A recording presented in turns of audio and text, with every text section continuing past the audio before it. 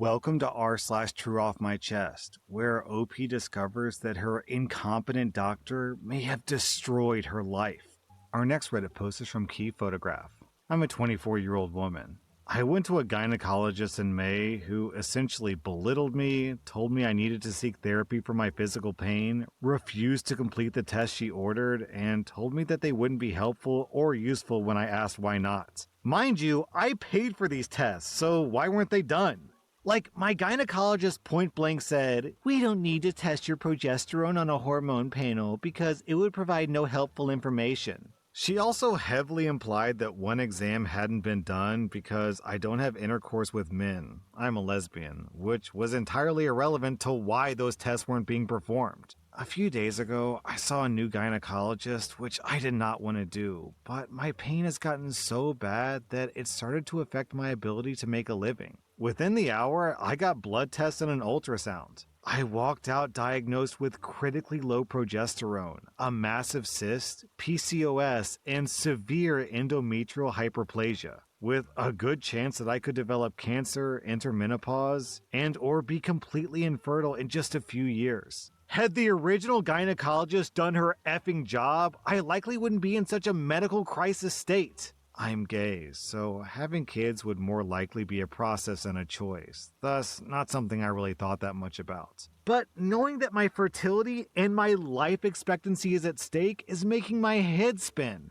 I can't shake the look of horror on my new gynecologist's face as she was doing the ultrasound. And I am so absolutely, completely effing livid at my old gynecologist for telling me to go to therapy when in reality I could have already had cancer. I don't know if those 5 months made a difference in how bad things are, but it's likely the endometrial hyperplasia got worse and the cyst got larger. Which, again, had the gynecologist done the test like she said, then I could have spent 5 fewer months in debilitating pain. I have never felt this kind of ire towards a medical professional in my life.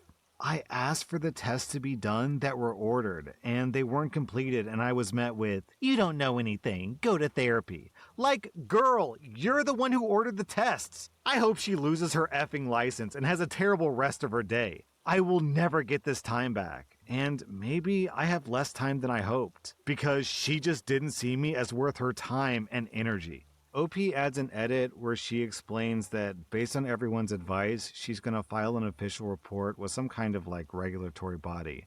So hopefully the doctor does lose her license. Our next Reddit post is from Inner Stress. I'm a 32-year-old woman. I've been best friends with Amy, also 32, since we sat beside each other on our first day of school. We spent our lives at each other's houses, but since I have 2 sisters, Kate, who's 34, and Jen, who's 25, and Amy has 3 older brothers, she used to love coming to our girly house and was like part of the family. My friend Amy has been with her boyfriend, Tom, for 8 years, and my family knows him well. Last week, I was hosting a mutual friend's baby shower when Amy got a bad headache and decided to go home early. I tried calling her that night to see how she was, but I didn't get an answer and I just assumed she'd gone to bed early. The next day, I found out that Amy found her boyfriend Tom and my sister Jen in bed together. I tried calling Amy, but she wouldn't answer. I called our mutual friend, and that friend basically said that Amy doesn't believe that I didn't know. I was gutted that she would think that, but I can understand her shock. My sister Jen also blocked me, so I went to my parents' house and found her crying, playing the victim. I lost it, told her that she was disgusting scum and that I wanted nothing to do with her. She is dead to me. My parents tried to mediate, saying that she made a mistake and that she's my sister. But I told them that I couldn't understand how she could betray Amy like that when Amy's been a part of her life since she was born. I don't know what to do. Down in the comments, we have this story from Our Comfort. My wife and I were good friends with our neighbors, a married couple that was roughly our age. I went overseas for half a year for a job. A few months in, my wife called me sobbing, saying that the husband had sent her inappropriate messages on Instagram, attempting to seduce her into a sexual conversation. She sent me the screenshots. My wife was sad because she knew that she had to tell the wife, who had become her best friend. She was scared to lose her. My wife and I sat on the information for a day and came to the mutual conclusion that we had to tell the wife. She needed to know who she was married to. My wife called her over with me on the speakerphone. We told her, and she lost it and stormed out to confront her scumbag husband. Her reaction made me think that this was not the first time something like this had happened. After that, just as my wife feared, she lost her friend. The friend just completely ghosted her. After the confrontation, they had had one conversation by phone that afternoon in which the neighbor interrogated my wife, assuming that my wife had been party to her husband's impropriety. We later came to find out the husband had also sent inappropriate pictures and messages to one of my wife's bridesmaids. The messages were verbatim the same as the ones that he had sent my wife. This scumbag had a pattern where he targeted vulnerable women. My wife because I was gone and she was lonely, and the bridesmaid because she had recently gone through a breakup with a boyfriend of over a decade. We managed to convince the bridesmaid to tell the wife as well. Since then, the neighbors have pretended that we just don't exist, and vice versa. I never bothered confronting the weasel husband. I found him too pathetic to even bother with.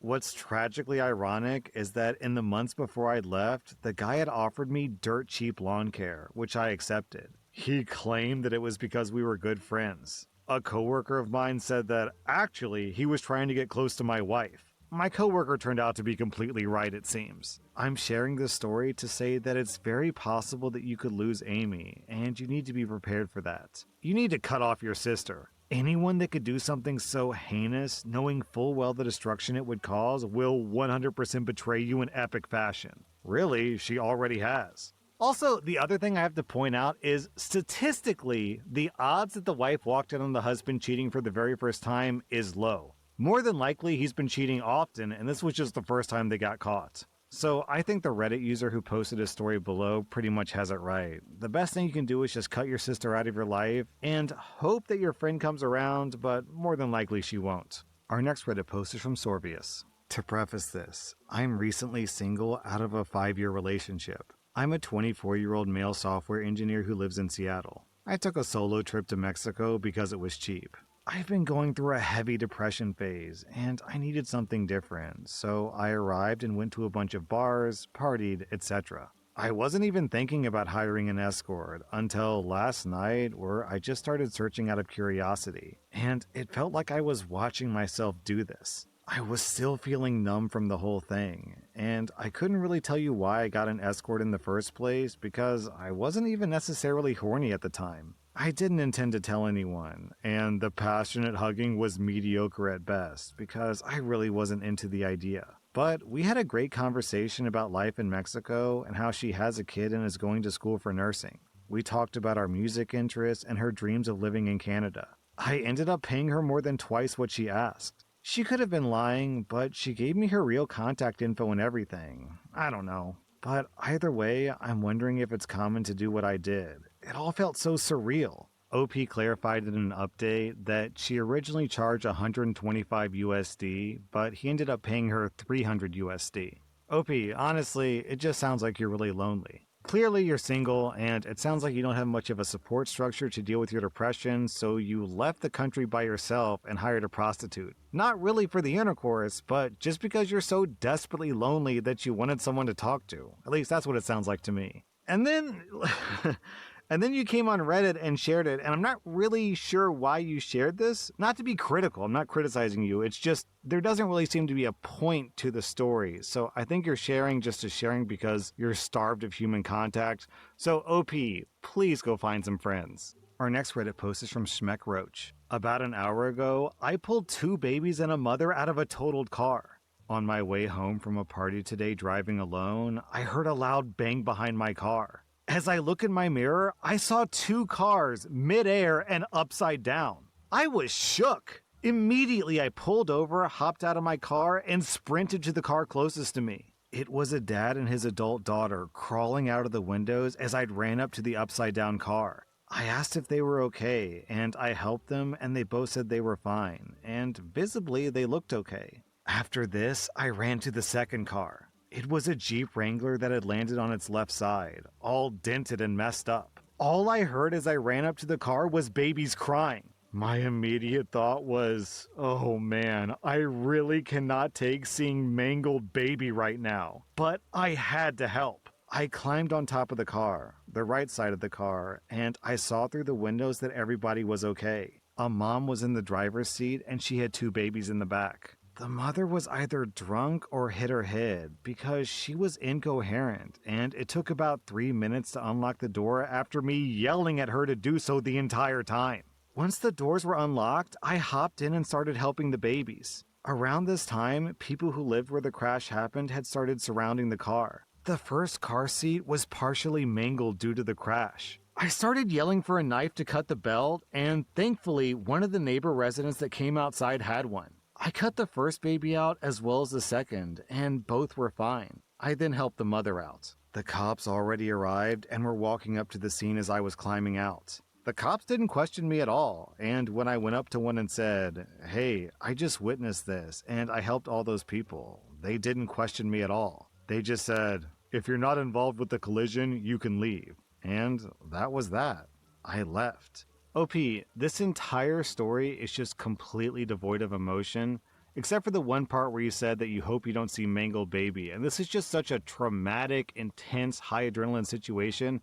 And the fact that you didn't say you felt relief or scared or angry or whatever kind of makes me think that you were probably in shock or you might be suffering from PTSD or something. I mean, I'm not an expert, obviously. I'm just saying it sounds like you really went through it emotionally here, OP. So take some time for some self-care, maybe talk to a therapist because, dude, you deserve it. You're literally a hero. My wife told my affair partner, "I'd rather be 80-year-old me than 20-year-old you, and it haunts me every day." My wife and I were high school sweethearts. We're both 40 and have been together for 25 years. We have 2 kids together, ages 5 and 6. For the past 5 years, I've thought that we're together because we basically grew up together. I met my now girlfriend, who's 28, and I know that I'm 12 years older, but I met her at work. She's beautiful and attractive, and I thought that she was this new change that I wanted. Instead of breaking it off with my ex and doing the right thing, I cheated and got caught. My wife was so gracious about it. She just didn't want us to be together anymore. This was a year ago, and I left our house and rented an apartment. We have yet to get divorced, although I don't want to. Neither of us is talking about it. My girlfriend, however, is not so happy about this, mainly because I left our big house that was originally my house to my wife and my daughters. I inherited the house from my grandparents, and it's worth a fortune right now. My girlfriend wants this to be our family home, and for me, yeah, it is my family home. My family is living there. But my girlfriend meant that when I get divorced, my wife has no claim to the house anymore. 3 weeks ago, my girlfriend and I were dropping off our daughters with their mother, and my girlfriend went against my wishes and started talking to my wife about the house. My wife was confused and said the house is hers and her daughter's, and she looked at me all confused, but my girlfriend told her that it was mine, and that it was time to move out. My wife then said that my girlfriend shouldn't put her nose in other people's business. My girlfriend became angry and said that my wife is a hag who's bitter because she's old. My wife smiled and said, "Is age your only redeeming quality? Because that won't last." Then my wife said that she'd rather be an 80-year-old me than a 20-year-old you. My wife wasn't angry or bitter. She's not old either. She's 40 like me. Am I so old according to my girlfriend? I don't know what my girlfriend was thinking, but I felt so ashamed and angry with myself. My girlfriend was immature and embarrassing. I've been unhappy for months now, so I broke it off because I don't want to hurt my family over nothing. My wife called me the next day and said that maybe we should start talking about divorce. I broke down crying the moment we ended the call. Now, every time I see my wife, I want to just fall into her arms and cry. I just keep thinking about 80-year-old her with 80-year-old me beside her. The way we envisioned ourselves every time we saw an elderly couple holding hands or kissing, and we thought that this would be us too. I realized that I'd rather have an 80-year-old her than a 20-year-old anyone, but I messed that up. Cool, OP, you betrayed your family for nothing. For nothing. For absolutely nothing. Now, not only does your wife not love you anymore, but also, once your 2 daughters get old enough to really understand why mommy and daddy aren't together anymore, then they'll probably also hate you. I mean, hey, there's a possibility they won't hate your guts. But from what I've seen, when a mom gets cheated on, the teenage daughters tend to take their mom's side. So I think you may have just bombed your relationship with your daughters, too. Whoops. Maybe you shouldn't cheated, OP. Maybe you shouldn't have cheated. That was r/true off my chest. And if you like this content, check out my podcast where I publish the exact same episodes. Also, hit that subscribe button because I put out new Reddit videos every single day.